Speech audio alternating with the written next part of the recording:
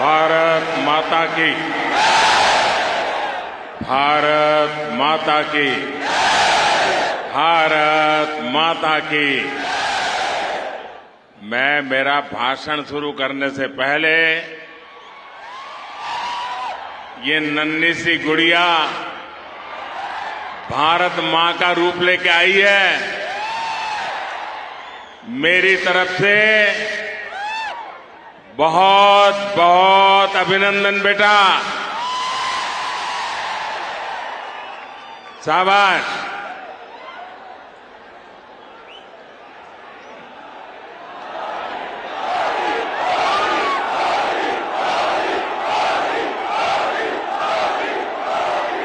నా కుటుంబ సభ్యులారా,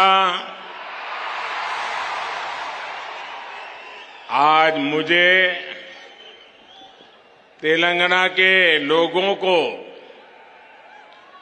8,000 करोड़ रुपए से अधिक की परियोजनाओं का उपहार देने का सौभाग्य मिला है।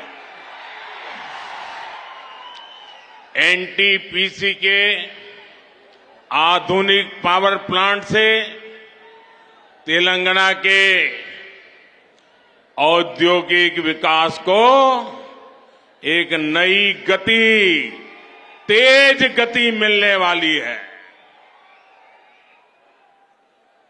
और इस प्लांट में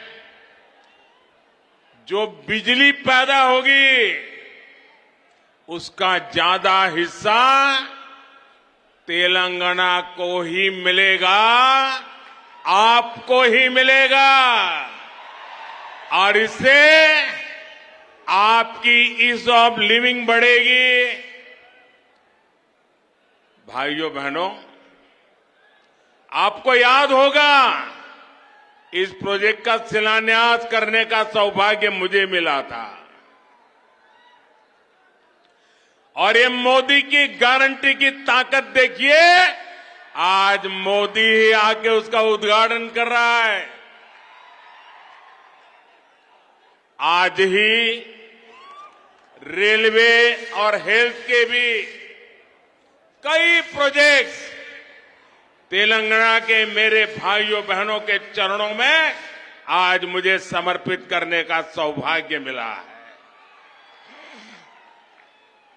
इनसे तेलंगाना के लोगों के क्रिटिकल केयर की सुविधा मिलेगी और कनेक्टिविटी भी बढ़ेगी। तेलंगाना और तेलंगाना के लोगों के कल्याण के प्रति भाजपा का, बीजेपी का संकल्प लगातार मजबूत हो रहा है। ना कुटुंब सभ्युलारा, आज सबसे पहले मैं निजामाबाद की माताओं, बहनों, बेटियों को धन्यवाद देना चाहूंगा।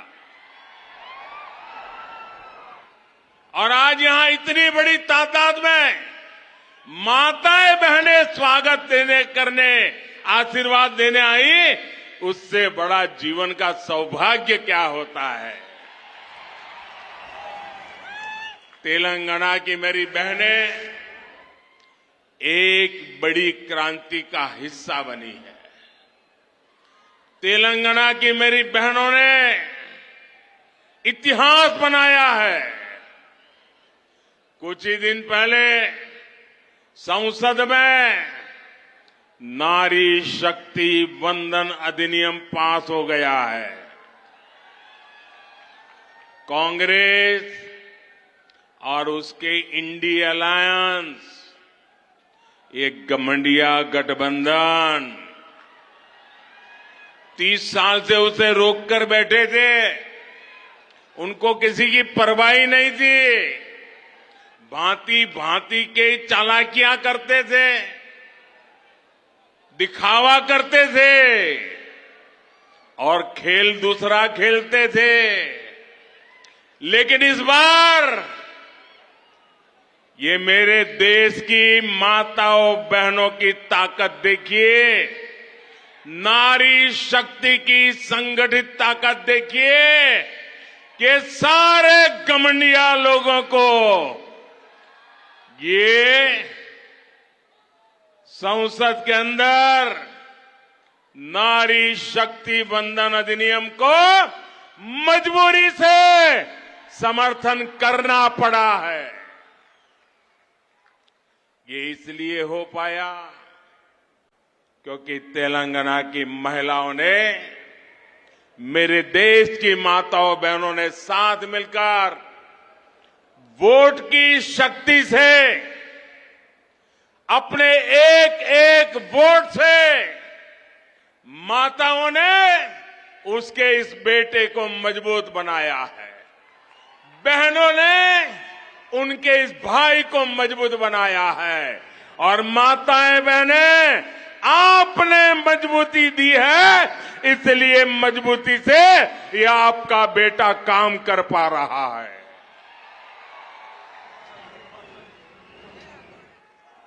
నా కుటుంబ సభ్యులారా, तेलंगाना वो राज्य है जिसने देश के विकास में हमेशा अपना योगदान दिया है।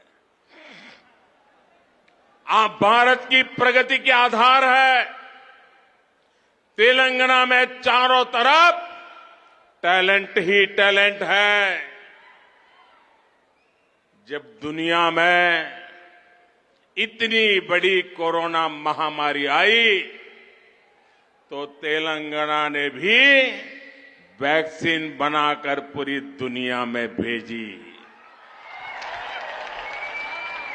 तेलंगाना के लोगों में विकास की जो एस्पिरेशन है उसे मैं भली भांति समझ सकता हूं। अभी मैं देख रहा था, क्या वाइब्रेंसी थी, क्या ऊर्जा थी, क्या जुनून था। मेरे साथियों, आपको 100 सलाम।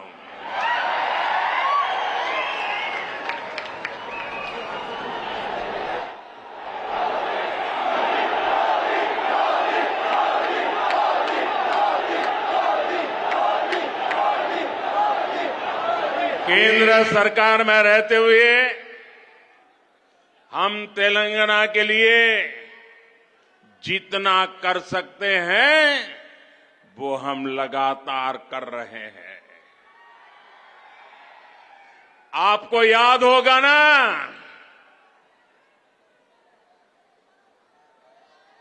हम लोगों ने निजाम की हुकूमत, देश तो आजाद हुआ था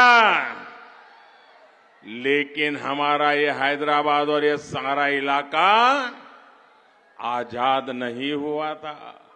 निजाम अड़ंगे लगा करके बैठा था कि नहीं बैठा था? बैठा था कि नहीं बैठा था? एक गुजराती बेटा सरदार वल्लभ भाई पटेल,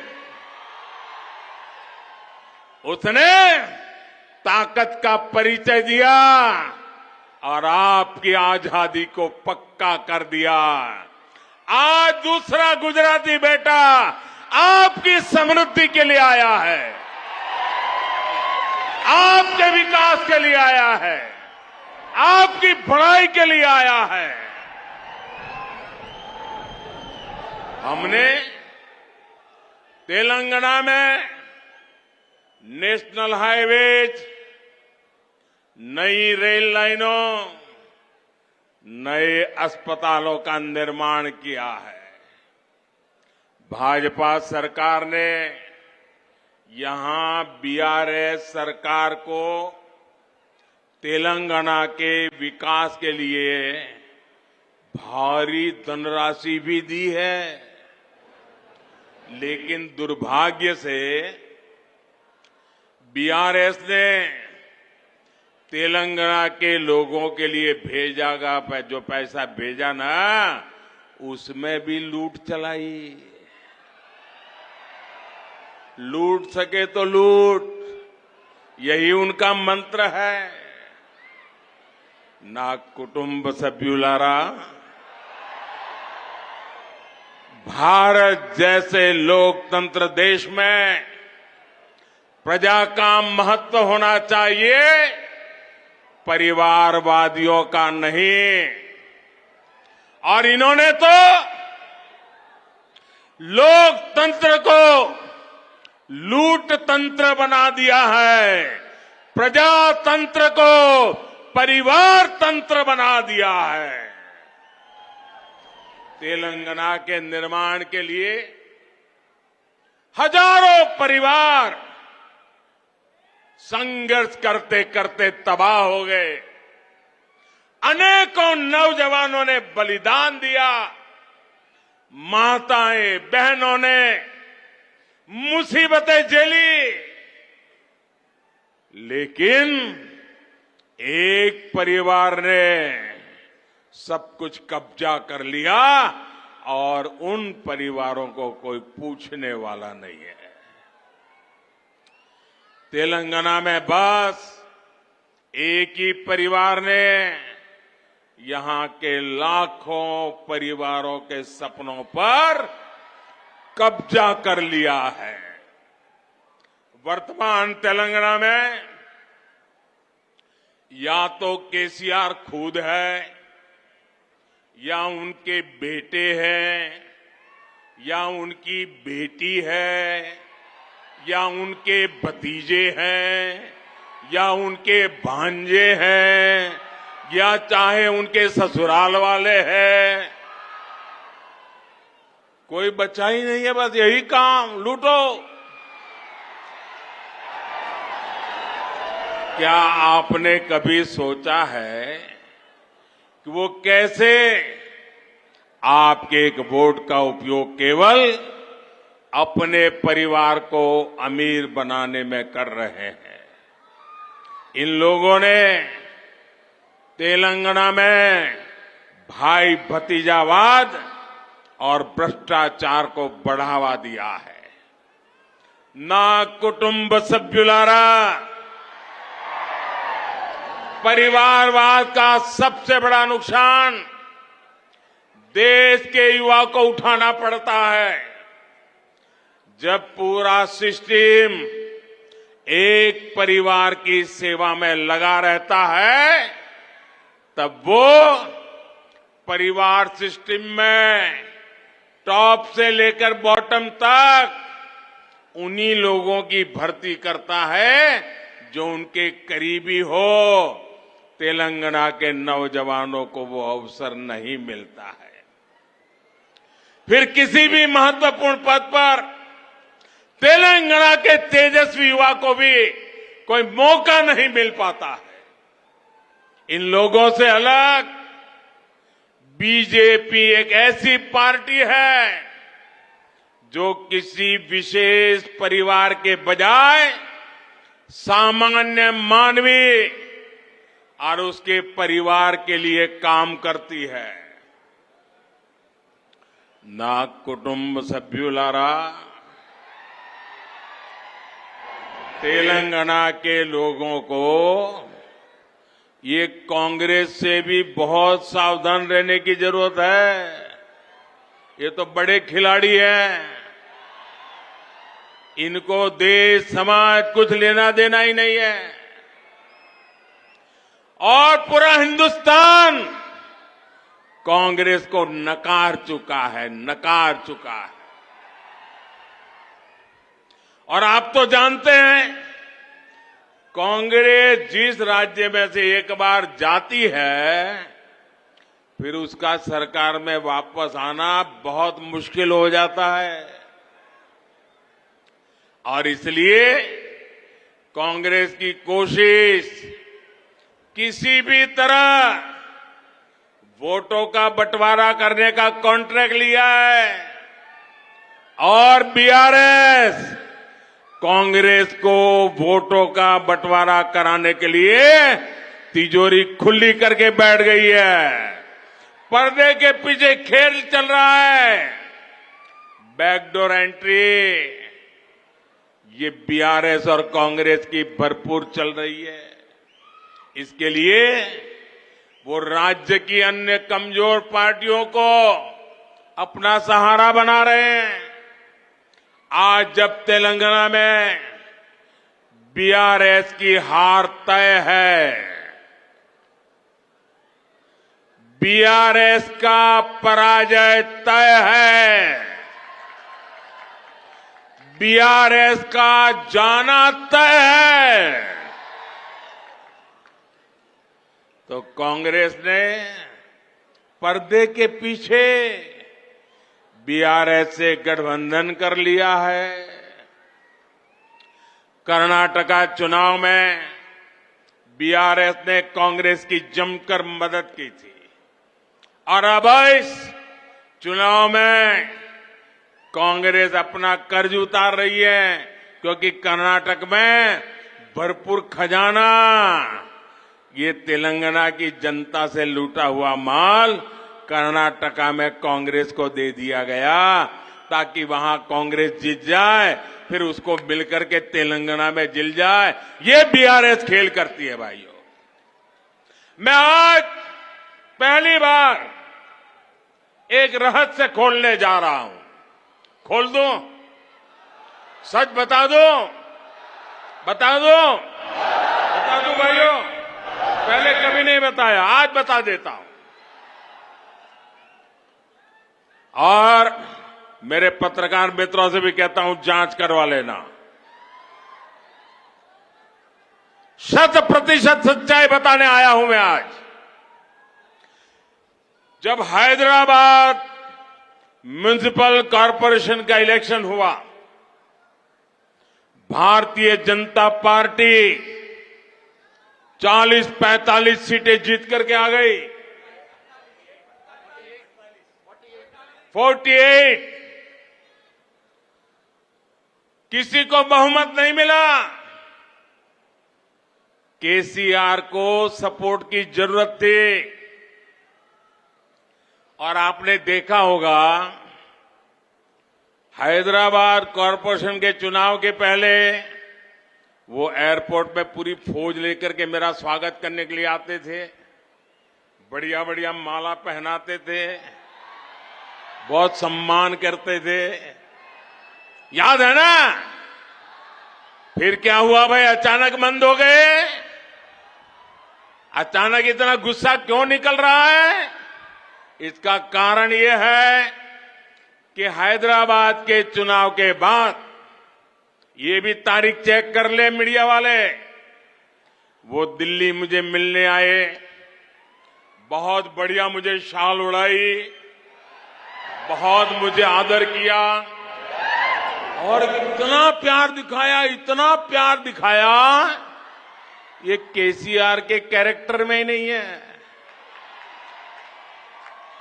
और फिर मुझे कहने लगे कि आपके नेतृत्व में देश प्रगति कर रहा है, हम भी एनडीए का हिस्सा बनना चाहते हैं, आप हमें एनडीए में शामिल कर दीजिए। मैंने कहा आगे क्या? बोले हैदराबाद में म्युनिसिपल कॉरपोरेशन में हमारी मदद कर दीजिए। मैंने केसीआर को कहा, आपके कारनामे ऐसे हैं, मोदी आपके साथ जुड़ नहीं सकता है। हैदराबाद में हमें विपक्ष में बैठना पड़ेगा तो बैठेंगे। केसीआर की सरकार हमारे कार्यकर्ताओं पर जुल्म करेगी तो जुल्म सहेंगे, लेकिन हम तेलंगाना की जनता से दगा नहीं कर सकते हैं। भले तेलंगाना की जनता ने हैदराबाद में हमें पूर्ण बहुमत दे दिया, लेकिन 48 सीट भी तेलंगाना का भाग्य बदलने की शुरुआत है। और मैंने उनसे हर प्रकार से मदद करने का इनकार कर दिया। उनको एनडीए में एंट्री देने से इनकार कर दिया। उसके बाद उनका दिमाग फटका। फिर तो वो भांति भांति से दूर भागने रहे। मैं भ्रष्टाचार के सवाल पूछने लगा, फिर एक बार दोबारा आए। वो मुझे कह रहे हैं कि मोदी जी मैंने बहुत काम कर लिया, अब मैं सारा कारोबार केटीआर को दे देना चाहता हूं। मैं एक बार केटीआर को भेजूंगा, आप जरा उसको आशीर्वाद दे देना। ये उन्होंने मुझे कहा।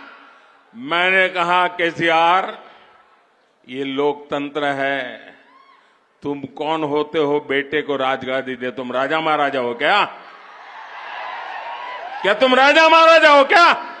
अरे तेलंगाना की जनता तय करेगी किसको बिठाना है, किसको नहीं बिठाना है। बस वो दिन आखिरी था। उसके बाद एक बार भी वो मेरे से आंखें नहीं मिला पा रहे हैं। मेरा परछाया भी देखने की हिम्मत नहीं बची उनकी। आप देखा, अभी मैं सरकारी कार्यक्रम करके आया, कोई भ्रष्टाचारी मेरे बगल में बैठ करके मेरा ताप सहन नहीं कर सकता है, इसलिए भाग रहे हैं। मेरे परिवारजनों, कांग्रेस ने अब एक नई बात शुरू की है। ये तो मैंने केसीआर का पुराण बताया। अब कांग्रेस ने सत्ता भूख के लिए, सत्ता हथियाने के लिए एक नई भाषा बोलना शुरू किया है, नई बातें बोलना शुरू किया है। आजकल क्या कह रहे हैं? जितनी आबादी उतना हक। मैं जरा पूछना चाहता हूं कि जिन्होंने इनको वाक्य लिख करके दिया है, उसने सोचा है क्या? जब तुम कह रहे हो तो कांग्रेस की मूलभूत नीतियों पर ही सवाल खड़ा कर रहे हो। जब आप कहते हो जितनी आबादी उतना हक, इसका मतलब ये हुआ कि अब कांग्रेस घोषणा करे, क्या आप अल्पसंख्यकों के विरोधी है क्या? कांग्रेस स्पष्ट करे, आप दक्षिण भारत के विरोधी है क्या? मैं सिद्ध करता हूं, उनकी ये नई सोच दक्षिण भारत के साथ घोर अन्याय करने वाली सोच है। ये नई सोच माइनॉरिटी के पीठ में भी छुरा भोंकने वाली सोच है। आजकल देश में अगले डिलिमिटेशन की चर्चा हो रही है। आपको मालूम है, 25 साल के बाद पार्लियामेंट की सीटें कितनी होगी, कौन सी क्या होगी, इसका निर्णय जुडिशरी करती है।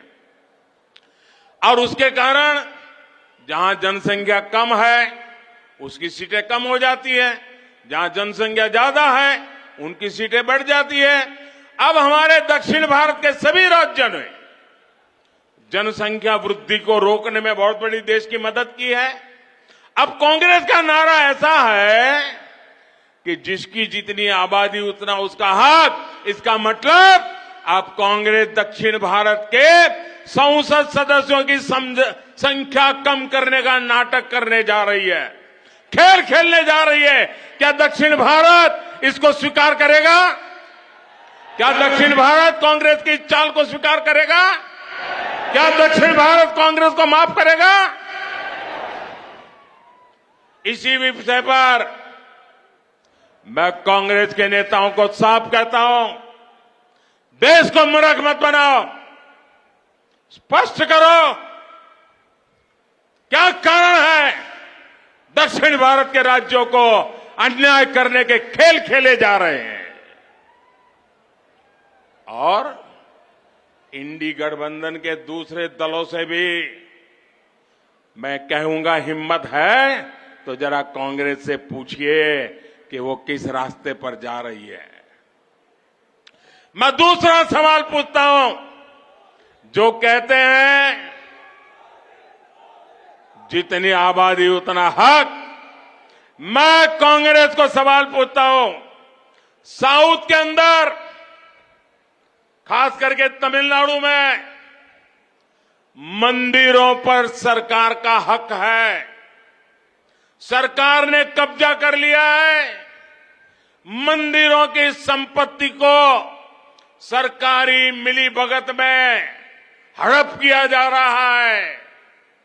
मंदिरों को तो लूटा जा रहा है, मंदिरों को तो कब्जा किया गया है, लेकिन माइनॉरिटी के पूजा स्थल को हाथ नहीं लगाते हैं, सरकार के नियंत्रण में नहीं लेते हैं। अब कांग्रेस ने जो नारा दिया है, कांग्रेस ने कहा है कि जितनी आबादी उतना हक। अगर यही आपका मंत्र है, यही आपका सिद्धांत है, तो क्या माइनॉरिटी के जितने पूजा स्थल है उनको ये दक्षिण के आपके सारे साथी जब्त करेंगे क्या? उनका कब्जा करेंगे क्या? उनकी प्रॉपर्टी को लोगों के काम में लाएंगे क्या? नहीं लाएंगे। मैं दूसरा सवाल पूछता हूं कांग्रेस को, ये जो नारा देते हैं तो क्या कांग्रेस और उसके साथी खास करके तमिलनाडु, क्या वो वहां हिंदू मंदिरों को जो कब्जा किया जा रहा है, हस्तक्षेप किया जा रहा है, दक्षिण के अधिकतम राज्यों में यही खेल चला है। जब आप कहते हैं जितनी आबादी उतना हक, तो क्या ये हक हिंदुओं को आप वापस देंगे क्या? जवाब दीजिए। ये झूठी बातें मत करिए। लोगों को भ्रमित करने का खेल खेलना बंद कर दीजिए। कांग्रेस को, इंडी अलायंस को इस बारे में भी अपना स्टैंड साफ करना चाहिए। कांग्रेस के साथी जो तमिलनाडु में राज करते हैं, जो केरल में राज करते हैं, जो तेलंगाना में राज करते हैं, जो कर्नाटका में राज करते हैं, ये सारे साथियों को कांग्रेस से बात जवाब देना पड़ेगा। साथियों, आज देश में सबसे बड़ी जरूरतमंद जिनको डगर डगर पर मदद की जरूरत है, वो कौन है? हमारे देश के गरीब परिवार है। अगर आज इस देश की सबसे बड़ी कोई जाति है तो वो जाति गरीब है। और इन गरीबों की सबसे बड़ी जाति, उनकी सेवा, उनका कल्याण, उनकी प्रगति, यही सच्चा सामाजिक न्याय है। हमारी सरकार ने पिछले 9 सालों से गरीब कल्याण के लिए दिन रात मेहनत की है और इसके परिणाम भी सामने आ रहे हैं। नीति आयोग की रिपोर्ट कहती है कि 5 वर्ष में 13.5 करोड़ लोगों को गरीबी से बाहर लेने का पवित्र काम हमने किया है। और इसलिए मेरे लिए तो जाति अगर कोई है, देश की सबसे बड़ी जाति कोई है तो गरीब है। और अगर गरीब को गरीबी से बाहर निकालेंगे ना, तो ये देश समृद्ध होने से कोई रोक नहीं पाएगा। और यही मोदी का सपना है, यही मोदी की गारंटी है, यही मोदी का संकल्प है और यही मोदी की साधना है, यही मोदी की तपस्या है।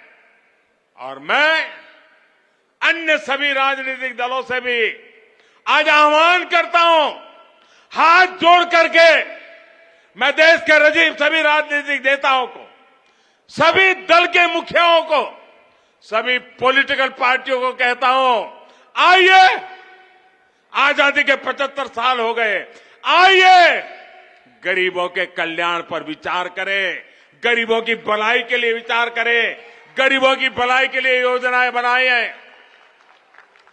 गरीबों के उत्थान के लिए काम करे।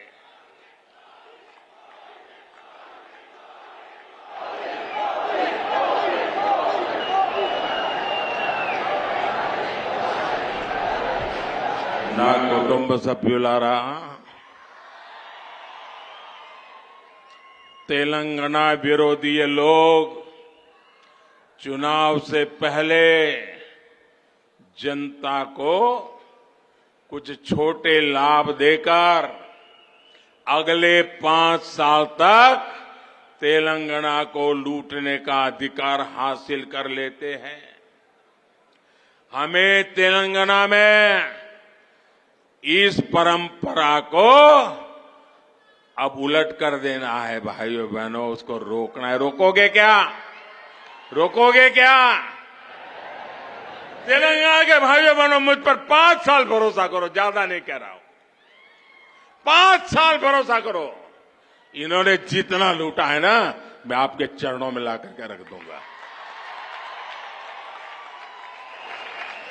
आज भी कांग्रेस और बीआरएस तेलंगाना के लोगों से विश्वासघात कर रही है।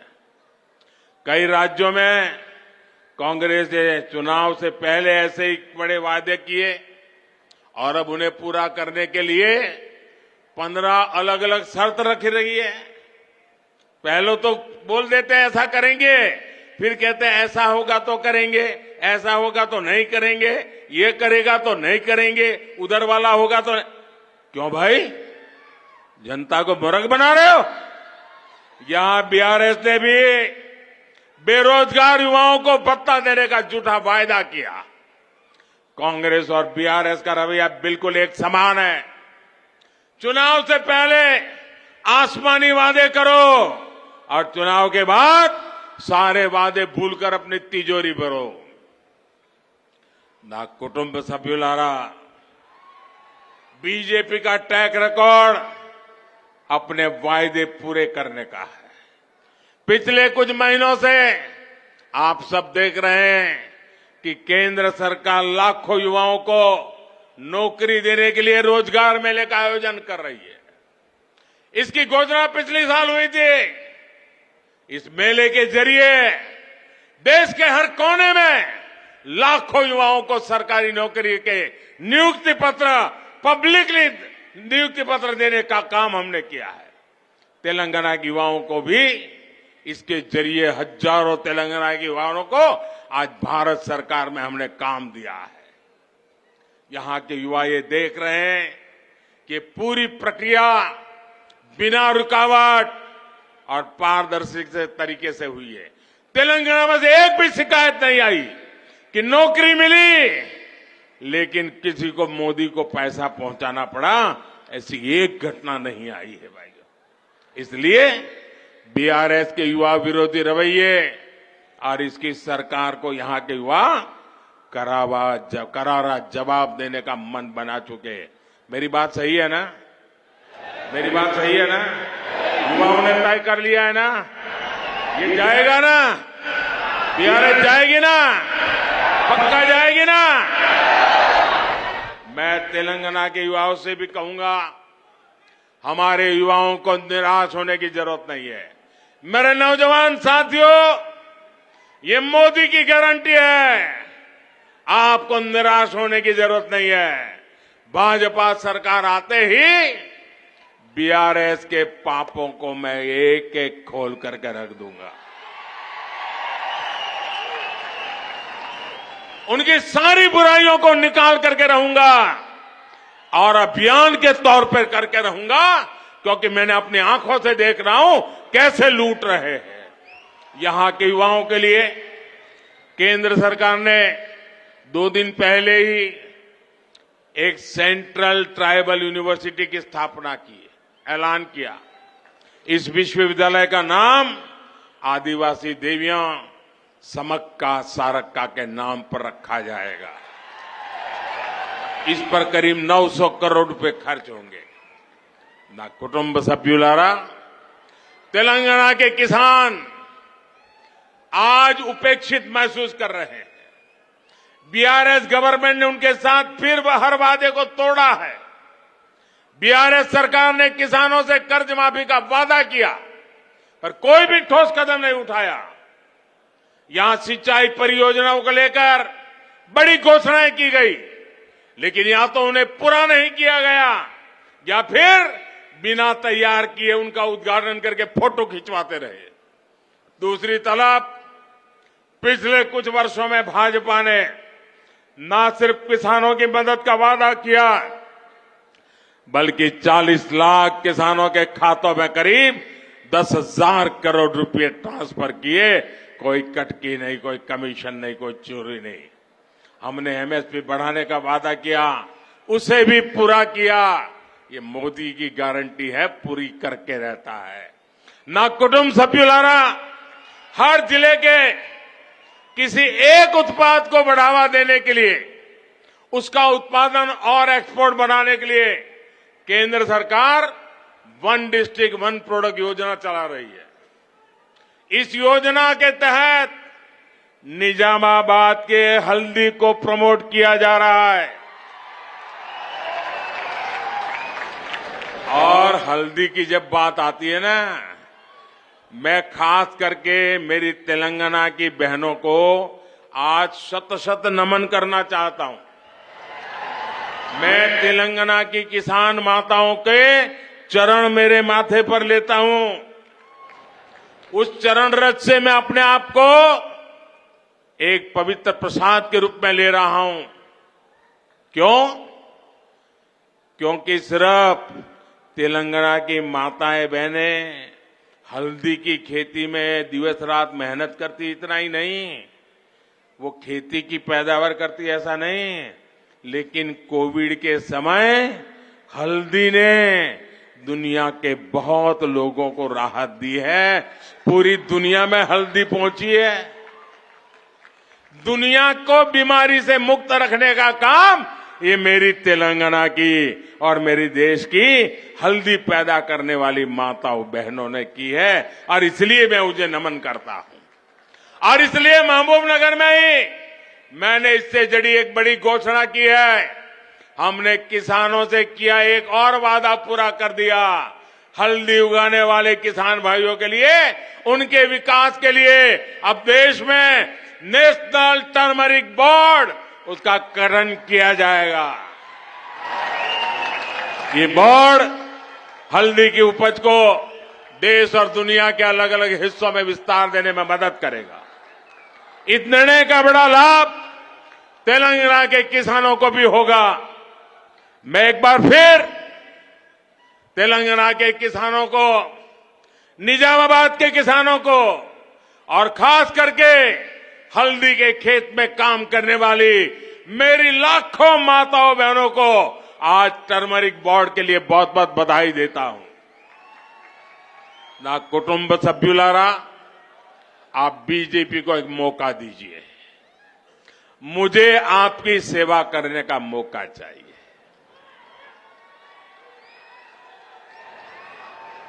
देंगे? मुझे सेवा करने का मौका देंगे? मुझे आपकी सेवा करने का मौका देंगे? मुझे आपके दुख दूर करने का मौका देंगे? मुझे आपके पाई पाई की कमाई को बचाने का मौका देंगे? मुझे आपका भला करने का मौका देंगे? मुझे तेलंगाना के तरुणों का, नौजवानों का, यूथ का भला करने का मौका देंगे? आपका ये इच्छा उमंग मेरा वादा है। जो कहा है वो करके रहूंगा। हम दिखाएंगे कि तेलंगाना कितनी ऊंचाई पर जा सकता है। बीजेपी तेलंगाना के विकास के लिए पूरी ईमानदारी से काम करेगी। तेलंगाना में डबल इंजन की सरकार बन गई तो यहां का विकास भी डबल ताकत से, डबल तेजी से, डबल गति से होने वाला है। बीजेपी तेलंगाना की लूट बंद करेगी। बीजेपी तेलंगाना के युवाओं को नए अवसर देगी। बीजेपी तेलंगाना की महिलाओं को मान सम्मान और सुरक्षा देगी। बीजेपी तेलंगाना में ईमानदार और पारदर्शी शासन लाएगी। ना कुटुंब सभ्युलारा, चाहे गरीब हो, युवा हो, महिलाएं हो या किसान हो, भाजपा समाज के हर वर्ग के कल्याण को लेकर प्रतिबद्ध है। मुझे यकीन है कि तेलंगाना के लोग अभूतपूर्व स्नेह और सहयोग का आशीर्वाद हमें देते रहेंगे। मैं भाजपा के प्रत्येक कार्यकर्ता से भी कहूंगा, हर बूथ को जीतिए, हर बूथ पर लोगों का दिल जीतिए। कमल घर घर पहुंचे, कमल हर दिल में पहुंचे, कमल के दिल में हर तेलंगाना का नागरिक और तेलंगाना के हर नागरिक के दिल में कमल। हम मिलकर तेलंगाना के लिए लोगों की आकांक्षा पूरी करेंगे। इसी विश्वास के साथ इतनी बड़ी तादाद में आपका आना, यही हवा का रुख बता देता है। बहुत बहुत धन्यवाद। मेरे साथ जोर से बोलिए, भारत माता की, भारत माता की, भारत माता की। बहुत बहुत धन्यवाद।